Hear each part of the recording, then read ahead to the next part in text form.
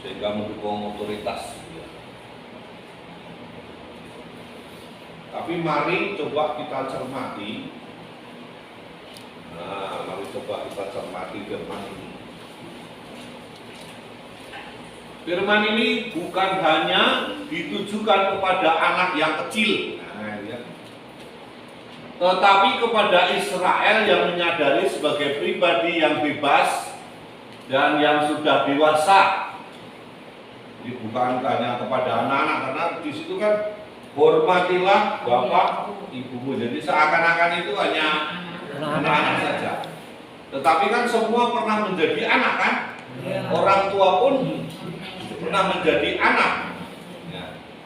Berarti kan masih ada, kalau orang tua yang sudah tua itu tetap anak dari ibunya yang sekarang mungkin sudah lanjut usianya. Jadi firman ini mewajibkan Israel memperhatikan, menghormati dan memelihara orang tua.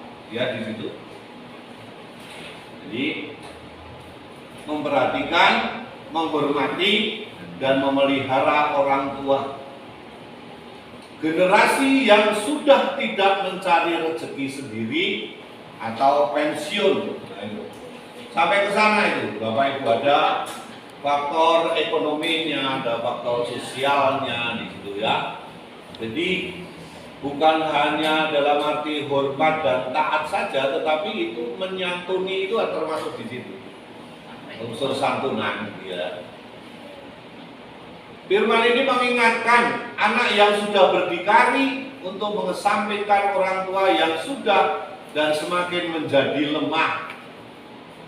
Jadi mengingatkan orang tua, anak-anak itu, anaknya yang sudah mandiri, berarti sudah bekerja, sudah punya penghasilan, yang mungkin tidak jarang mengesampingkan orang tua, gitu ya. Sehingga yang sudah semakin tua dan menjadi lemah itu mendapatkan jaminan. Banyak orang tua itu kadang-kadang khawatirnya di situ ya. Nanti gimana kalau sudah tua? Ya, ada jaminan dari anaknya gitu. Perawatan orang tua, beban ekonomis yang mungkin masih bertahun-tahun merupakan tanggung jawab generasi yang masih produktif. Jadi perintah itu sampai ke situ, Bapak Ibu. Nah, kadang-kadang kan mungkin kalau kita diajari hormatilah bapak ibumu itu kan biasanya hanya simpelkan menjadi nasihat, mendengarkan nasihat, mendengarkan perintah, ya hanya sampai di situ. Padahal sebenarnya ada hal yang lebih dalam dari itu, tanggung jawab untuk memelihara orang tua. Ya. Firman ini menekankan hormat, setia, syukur atas generasi terdahulu. Hal inilah yang mengurangi ketegangan antar generasi. Jadi hormat, setia, syukur. Kalau nggak hati-hati kita ini kan saling menyalahkan kan, generasi yang muda menyalahkan generasi tua, yang tua juga kadang-kadang menyalahkan yang muda, gitu ya. Nggak ketemu ya. Yang kurang apanya? Yang kurang di situ syukur atas generasi terdahulu. Jadi syukur itu penting, sehingga nggak ada istilahnya itu apa ya, kebanyakan kita ini kan senior, junior. Kalau di SI itu malah sekarang ada berapa itu ya? Ada balita. Balita itu bawah 5 tahun, jadi tak bisanya bawah 5 tahun. Balita, lalu kemudian kelompok senior, kelompok junior, lalu kemudian kelompok medior, lalu kelompok senior. Yang sekarang seniornya itu kan jaraknya terlalu jauh kemarin itu, jadi 56 sampai ke atas itu kan terlalu apa itu namanya, terlalu jauh juga gitu. Lalu mulai pada usul itu Jadi senior 1, senior 2. Ada begitu. Apalagi PBB itu sudah mengeluarkan bahwa usia produktif sampai 65. Itu berapa? 69. Oh, ya sudah nggak produktif. Tapi itu sudah dihitung tua. Jadi kalau sampai 65 itu masih dihitung muda. Muda. Jadi jangan cepet-cepet pensiun kalau belum 65 ya. Belum. Masih dihitung produktif itu kalau 65. kita lihat misalnya bonus demografi itu kan sama itu. Jadi usianya sampai 64. 64 hitungnya.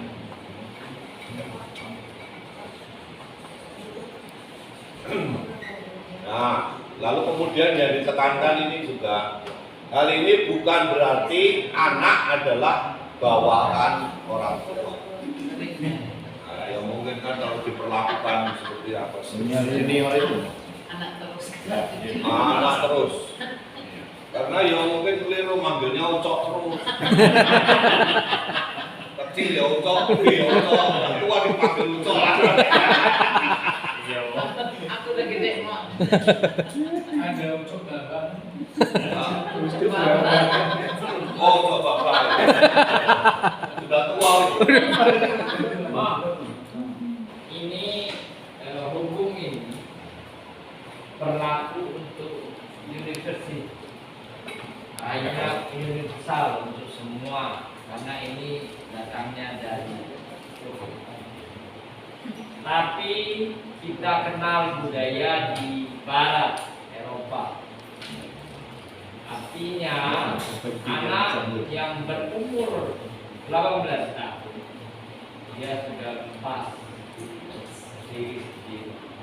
dan melihat gaya hidupnya, penghormatan terhadap orang tua dan orang tua terhadap anak jauh seperti yang digambarkan dalam firman ini.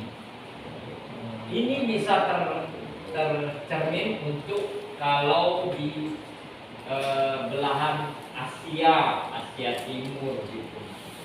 Nah, ini bagaimana pemberlakuannya di sebelah barat? Budayanya beda, jadi tidak nyambung kan? Bukan masalah itu ya. Ini adalah budaya Semit. Jadi budayanya orang Israel yang tentu diadopsi oleh semua orang Kristen atau seluruh agama-agama Semit.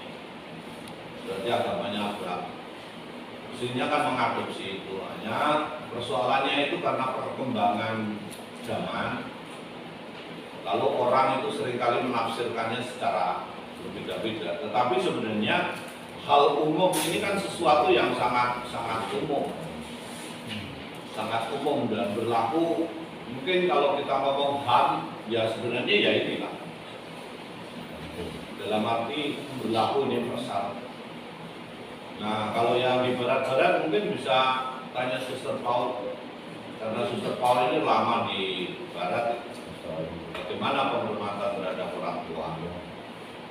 Ya, penghormatan terhadap orang tua berbeda-beda dari satu keluarga lain. Tapi pada umumnya mereka itu kalau di Skandinavia itu umur 16 tahun mereka sudah keluar dari rumah.